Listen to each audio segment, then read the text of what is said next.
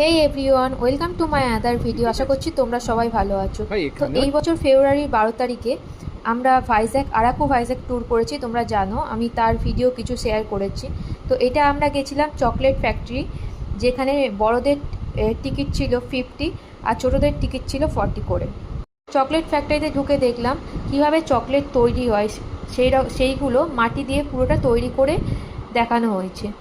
মানে চকলেটের যে ফলগুলো হয় কোকো, সেইগুলো গাছ থেকে পেড়ে, যে আগেকার দিনে যে প্রসেসে চকলেট হতো যখন মেশিন ছিল না, সেটা কিভাবে হতো সেইগুলো পুরো মাটি দিয়ে তৈরি করা আছে।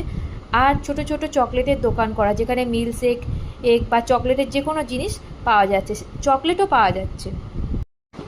আর খুব সুন্দর করে সাজানো আছে। আমরা যেহেতু সন্ধেবেলায় গেছিলাম, তো ভিডিওতে অতটাও ভালো লাগছে না যতটা তোমার বাস্তবে ভালো লাগছিল। খুব সুন্দর এইখানে গেটটা করা ছিল বগেনভেলিয়া দিয়ে, আর বগেনভেলিয়া তো আমার ফেভারিট। আর এখানে বাচ্চাদের বসার জন্য এরকম পার্ক করা ছিল, বড়রাও এখানে এসে টাইম স্পেন্ড করতে পারে। তো পুরোটাই চকলেটের থিমেতেই করা ছিল এটা।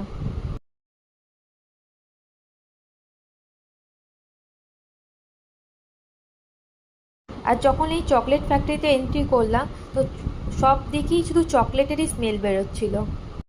তো আমরা এই দোকানটা থেকে চকলেট নিয়েছিলাম। এই শপটাতে ঢুকেই দেখি প্রচুর পরিমাণে চকলেট রাখা। তো আমি ভাবলাম যে সস্তাই হবে, কিন্তু না, এখানে এক একটা পিস 20 টাকা করে, যে কোনো চকলেটই। আর আমি তো ভেবেছিলাম অনেক পরিমাণে চকলেট নিয়ে আসবো, কিন্তু চকলেটের দাম দেখে আর খুব বেশি নিতে পারিনি, তো অল্পই নিয়েছি। 390 पर बॉक्स। 395 rupees box. कितना कितना सारा है इसमें? 25 पीसेस। 25 पीसेस और पर पीस यहाँ पे 20 रुपए करके। हाँ 20 रुपए। আমরা এটা টেস্ট করলাম। बिस्कुट। अच्छा भैया एक ये भी दीजिए, प्लेन व्हाइट का।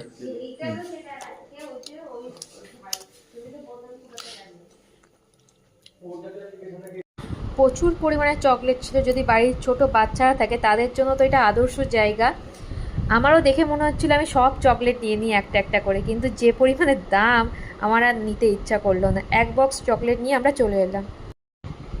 এইটাই হচ্ছে মেন ফ্যাক্টরি যেখানে চকলেট তৈরি হচ্ছে। যদিও বা এখানে ভিডিও করা বারণ ছিল, কিন্তু আমার তো একটু ভিডিও না করলে হয় না, তো আমি অল্প করেই একটু ভিডিও করছিলাম। পুরো চকলেট করার প্রসেসটা এখানে দেয়া ছিল, আর পুরোটাই রাউন্ড করে করা আছে। মানে তুমি একটা দোকান থেকে বেরিয়ে আর একটা দোকান, আর একটা জায়গা থেকে আর একটা জায়গা। তো এইগুলো বেসিক্যালি আগেকার দিনে যেভাবে চকলেট তৈরি হতো তার প্রসেসগুলোই দেওয়া আছে, যখন মেশিন ছিল না।